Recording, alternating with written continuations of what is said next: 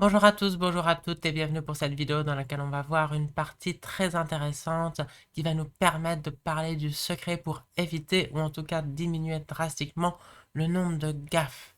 Il s'agit d'une partie classique jouée tout récemment entre un excellent joueur avec les blancs classé 2252 Elo mais qui fait face à plus fort que lui sur le papier, un grand maître classé à plus de 2500 Elo.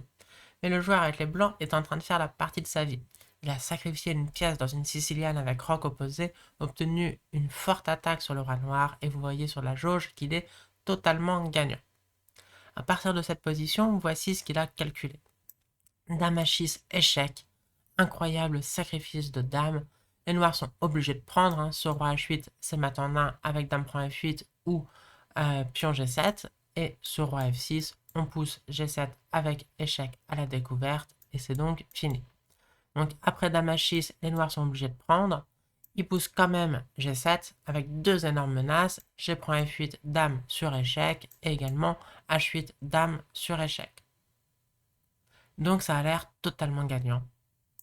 Et après avoir sûrement vérifié une petite fois, il s'est dit qu'il était parti pour faire son prix de beauté, qu'il allait pouvoir montrer cette partie, cette incroyable combinaison à tous ses amis, à son entraîneur et tutti quanti. Il a joué dame H6 et patatras, vous le voyez sur la jauge, c'est un coup perdant. Ce qu'il avait raté, c'était que après avoir pris H6 et G7, les noirs ont une contre-tactique magnifique, elle aussi, qui permet de retourner totalement la situation. Peut-être que vous pouvez faire pause pour trouver cette tactique que le pauvre Matan Poleg a ratée. Il n'y a pas beaucoup de choix vu que les blancs ont effectivement des menaces terribles, mais on peut jouer dame prend C2 échec. Après tout, les noirs avaient quand même une dame et un fou de plus, ils peuvent se permettre de rendre du matériel. Ici, deux variantes, ce roi prend C2, la tour se défile de la capture avec échec. Après roi B3 par exemple, roi prend H7, les noirs ont une finale avec un fou de plus.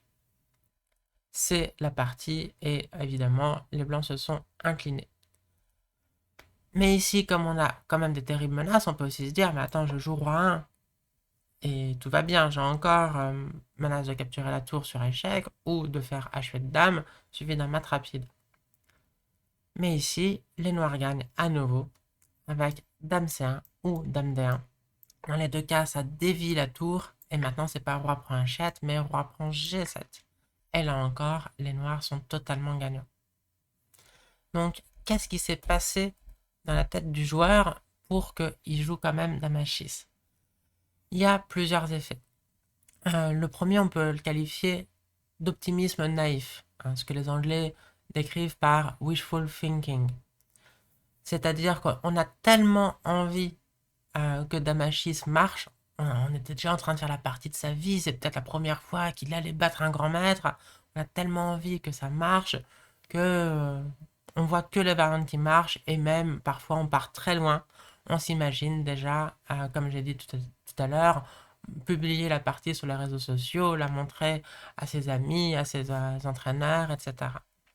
Donc bon, également, si on voit qu'on est en train de partir très loin, il faut vite se recentrer parce que c'est dans les moments où on a débranché le cerveau et on n'est plus concentré sur la partie qu'on joue le pire et les pires échecs possibles. Alors parfois, on va quand même gagner parce que la position est tellement gagnante, mais évidemment, c'est la pire mentalité pour jouer aux échecs. Deuxième chose, c'est qu'il y a un phénomène de biais de confirmation.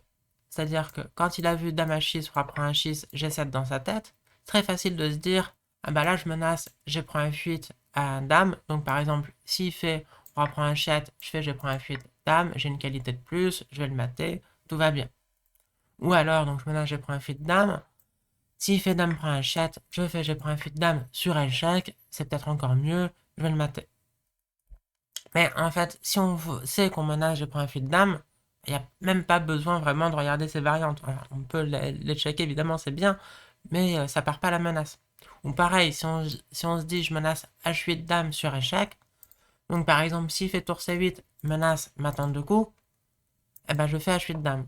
Oui, mais là, en fait, on est dans le biais de confirmation, on cherche que des variantes qui valident notre hypothèse. Ce qu'il faut, c'est justement chercher à se réfuter. C'est ce que j'ai écrit là, au-dessus de moi. Il faut chercher à se réfuter.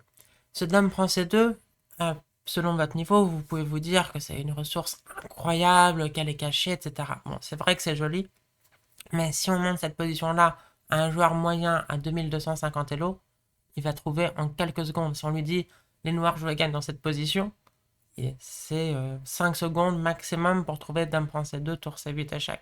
Donc il n'y a pas le choix. Mais si on part du principe que la position est gagnante, donc si vous donnez cette position en exercice, les blancs jouent et gagnent à un bon joueur et peut-être même à un grand maître, hein, s'il résout des puzzles sur les chess, sûrement que dame H6 va lui traverser l'esprit et c'est pas du tout impossible qu'il le joue s'il ne sait pas qu'il y a un piège dans la position. Ok, donc maintenant qu'on a parlé de la mentalité à avoir, donc à chercher à se réfuter quand on pense avoir trouvé une combinaison, cherchons quand même comment le blanc gagne. En fait, il y a deux coups gagnants, mais le plus simple, c'est je prends F7 avec échec. Sur roi prend F7, on peut jouer dame H6. Il y a aussi un autre thème que j'aime bien, c'est dame prend B4, qu'on va voir dans pas mal de variantes. Il y a deux menaces. On menace dame prend B6, avec un énorme avantage matériel, on aurait 3 pions de plus. Et on menace également dame prend F8, échec, suivi de dame. Ce dame prend B4, on le retrouve dans d'autres variantes. Par exemple, sur roi prend H7, dame prend B4, attaque les deux, et en plus, là, ça menace l'échec et mat avec dame H4. Donc, après G prend F7, c'est terminé. Sur roi H8, bon, dame prend B4 gagne encore, on peut évidemment jouer également tour G8 échec. Donc G prend F7 gagne la partie en deux coups. C'est pas très joli, mais c'est efficace. Et on pouvait également jouer dame prend B4 tout de suite. C'est moins fort, mais ça gagne quand même. Il ne peut pas protéger le fou, vu qu'on menace encore plus fort dame prend F8 échec, suivi de la promotion. Donc voilà, la prochaine fois que vous avez une jolie combinaison, déjà si vous êtes en train de partir très loin en mode « Waouh, je vais gagner cette partie, ça va être trop cool », bon, recentrez-vous. Et deuxième chose, essayez de vous réfuter. Partez du principe qu'il y a une réfutation dans cette combinaison, cherchez-la, et si jamais vous ne la voyez pas, bah, évidemment, vous la jouez et vous pouvez quand même garder confiance. Hein. Le but, c'est pas non plus de tomber dans le pessimisme, mais juste dans une forme de réalisme.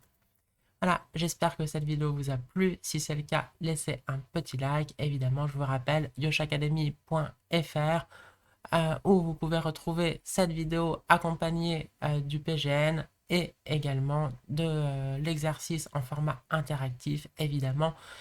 Plein d'autres cours, déjà des dizaines de vidéos et des centaines d'exercices. À très bientôt, ciao!